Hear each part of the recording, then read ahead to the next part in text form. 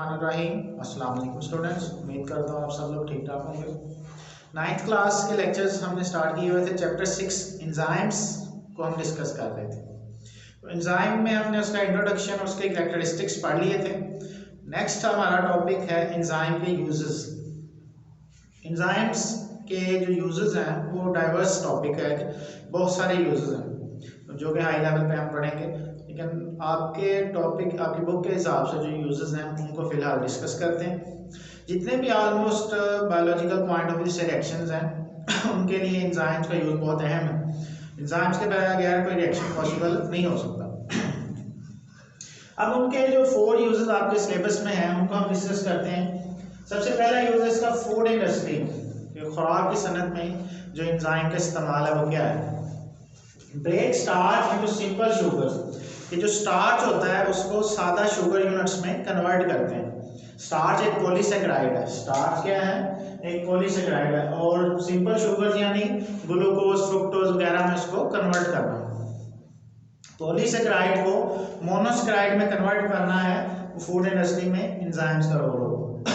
उसके बाद जब स्टार्च को सिंपल यूनिट्स में कन्वर्ट करते हैं तो उसके लिए कौन कौन सी चीजें उसके प्रोडक्शन होती है? उसमें वाइट ब्रेड यानी इस पे जो डबल रोटी होती है, बन्स वगैरह, ये प्रोडक्शन होती है। ठीक है।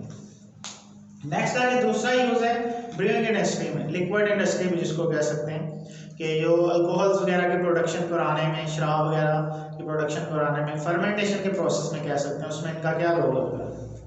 ब्रूइंग कहते हैं शराब को, खमीर फर्मेंटेशन के प्रोसेस के जरिए, यानी अल्कोहलिक फर्मेंटेशन एक टाइप होती है फर्मेंटेशन की जिसमें एंजाइम्स का यूज होता है। एंजाइम्स क्या करते हैं? इसमें स्टार्च को प्रोटीन में कन्वर्ट करते हैं।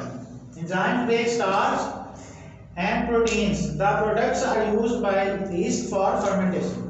ये जो एंजाइम है वो स्टार्च और प्रोटीन की जब ब्रेक डाउन करवाएंगे तो उनसे जो प्रोडक्ट्स यूज होती हैं उनको एक फंगस यीस्ट यूज करती है, किस मकसद के लिए? फर्मेंटेशन के प्रोसेस के लिए, यानी अल्कोहल वगैरह बनाने के लिए। तीसरा यूज है इसका पेपर इंडस्ट्री में, पेपर बनाने के लिए इसका इस्तेमाल होता है। उसमें सेलुलोज इस्तेमाल किया जाता है। सेलुलोज की ब्रेक डाउन करवाई जाती है एंजाइम्स की मदद से, उसको फिर पेपर में कन्वर्ट किया जाता है। Enzymes break starch to lower its viscosity. Enzymes क्या करते हैं? स्टार्च की ब्रेक डाउन करवाते हैं तो उसकी जो थिकनेस होती है, उसके गाढ़ेपन को कम, विस्कोसिटी का मतलब उर्दू में गाढ़ापन जो होता है उसका, उसकी जो स्टिकीनेस होती है उसको कहते हैं। That adds in making paper. इस तरह से क्या होता है, उसकी जो थिकनेस है उसको कम किया जाता है, विस्कोसिटी को, तो वो पेपर बनाने के लिए इसको इस्तेमाल किया जाता है। चौथा यूज है इसके बायोलॉजिकल डिटर्जेंट। ये शॉर्ट क्वेश्चन में भी पूछा जाता होता है।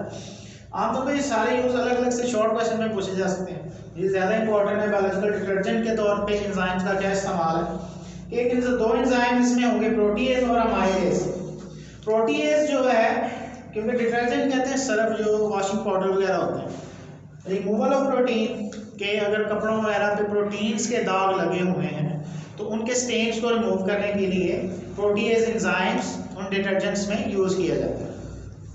उसके बाद एक दूसरा एंजाइम है अमाइलेज। अमाइलेज कहाँ पे इस्तेमाल होता है? Used in dish washing for removal of starch residues. Starch के जो दाग धब्बे हैं उनके स्टेन्स या रेजिड्यूज, उनको रिमूव करने के लिए अमाइलेज एंजाइम यूज किया जाता है। ये थे एंजाइम के यूजेस। नेक्स्ट हम अपने टॉपिक में डिस्कस करते हैं मैकेनिज्म ऑफ एंजाइम एक्शन, कि एंजाइम के काम करने का जो है तरीकाकार क्या होता है, एंजाइम कैसे काम करते हैं। तो एंजाइम जो है वो सबस्ट्रेट के साथ मिलकर काम करता है। जो जिस सबस्ट्रेट के साथ मिलेगा उसको क्या करता है? एक प्रोडक्ट में कन्वर्ट कर देता है। जैसा कि मैंने इक्वेशन लिखी हुई है, नजर आ रही होगी आपको। Enzyme, E for enzyme, S for substrate. Enzyme substrate के साथ मिलकर एक कॉम्प्लेक्स बनाता है जिसको क्या कहते हैं? Enzyme substrate complex.